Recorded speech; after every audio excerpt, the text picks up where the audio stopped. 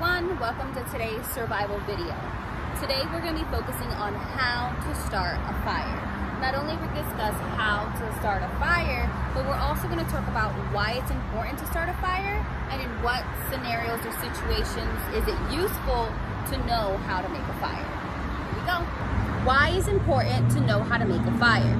It's important to know how to make a fire because in survival situations, a fire can be used for protection.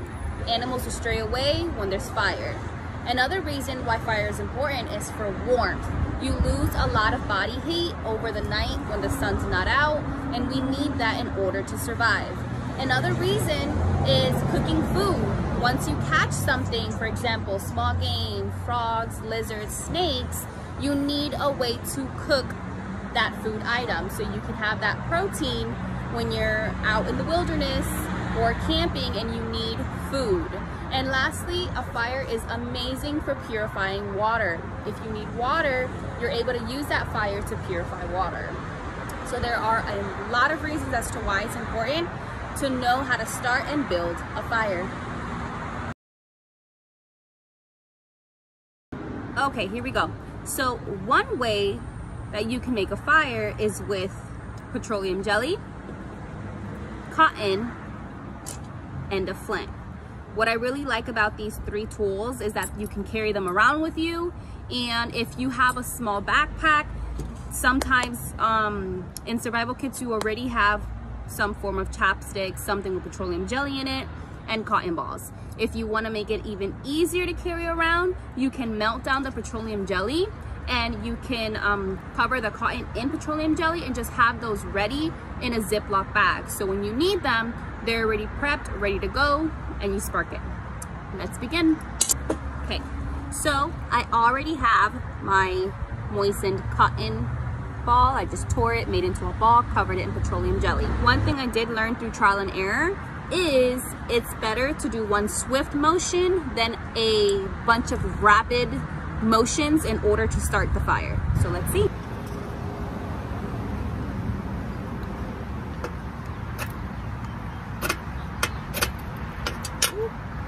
Just like that, you have a fire starter.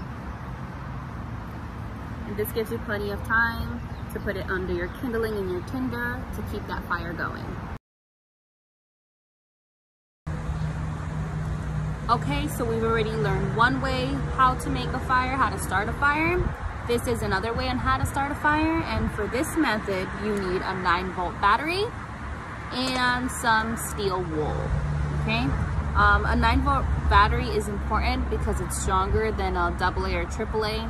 It is possible to start a fire with a AA or AAA, but you're gonna need more of them lined up together.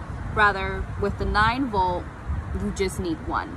So if you see yourself with just AA and AAA, it's possible, but for this example, I'm gonna show you it with the 9-volt battery. Woo. So it does light up quick, and this will get you those sparks that you need in order to start your fire. Now this will not just flame on its own.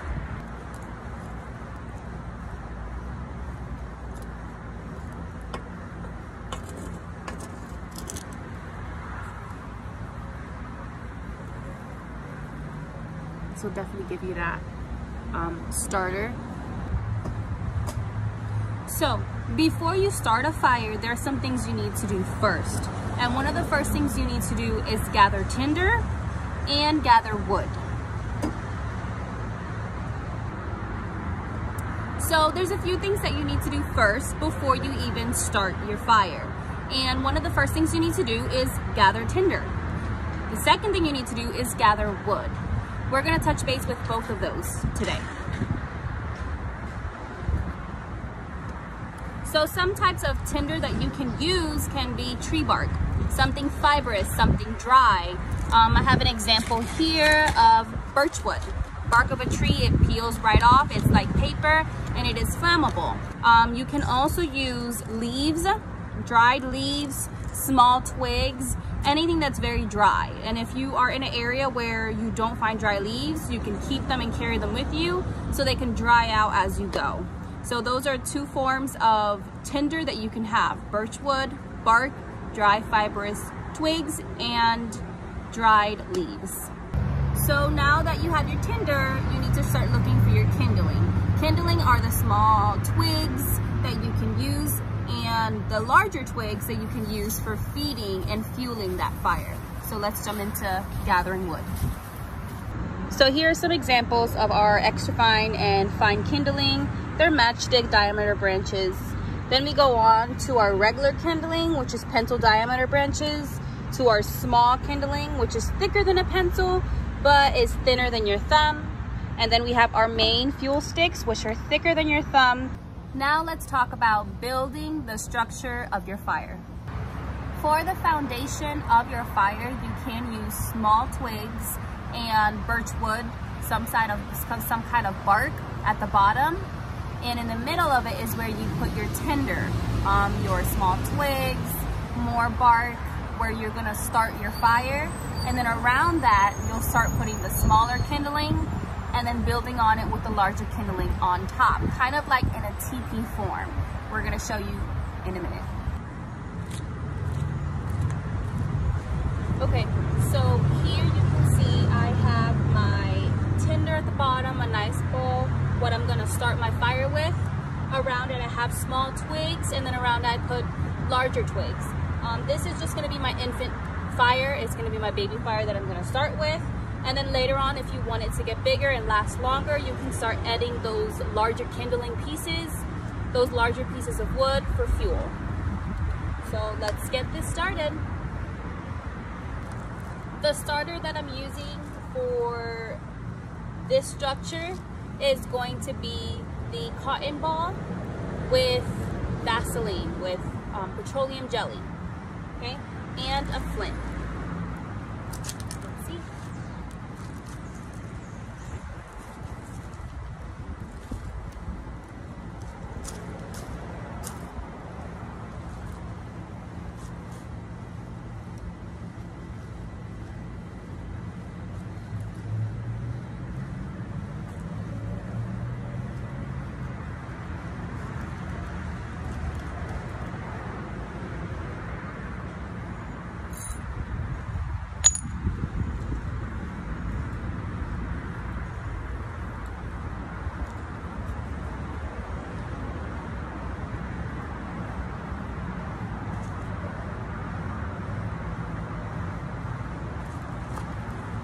Then as you see, that starter was right in the middle and it's starting to expand. It's getting the birch wood that caught on nicely, and it's starting to burn the small twigs that were around it in that teepee form.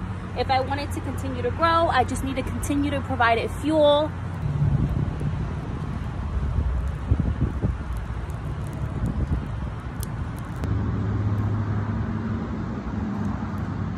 So now you've already seen the teepee structure.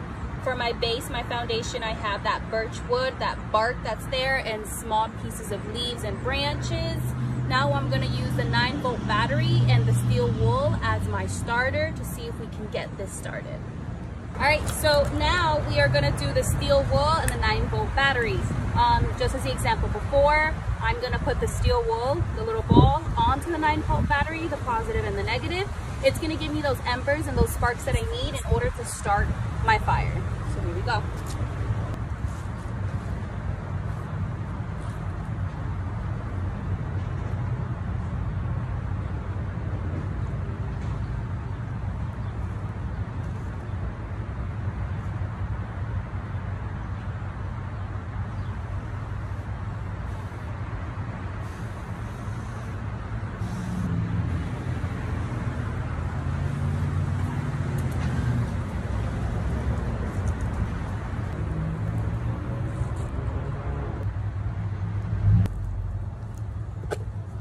Go. It started. Now it is a little harder when you're using the 9-volt battery and the steel wool. Not impossible, but you constantly have to give it that oxygen and make sure that your tinder is very dry so it can light.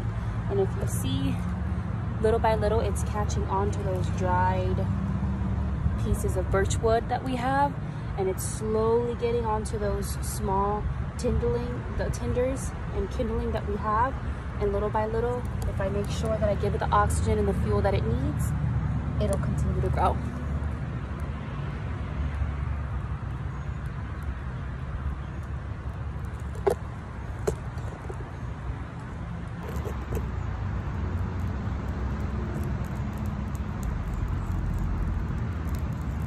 So in this video, you learned 2 ways to start a fire: the steel wool in the battery, as well as the petroleum jelly, cotton ball, and flint. Those are great fire starters as long as you have dry tinder, such as leaves and twigs.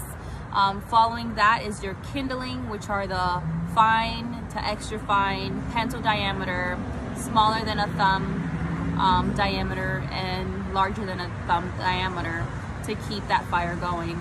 We talked about the structure of the fire. The TP is a great one. And we also touched base with how to put all of those. So we were able to touch base with why it's important to know how to start a fire, how you can start a fire, and in what situations you would need to know how to start a fire. Let's go back to the why. Again, it's important to know how to start a fire because you can use it to cook food, you can use it to purify water, you can use it to keep your body heat. Then we're going on to the how. I gave you guys 2 examples.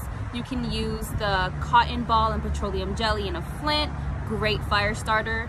And then if you don't have those items, you can also use a 9-volt battery and some steel wool.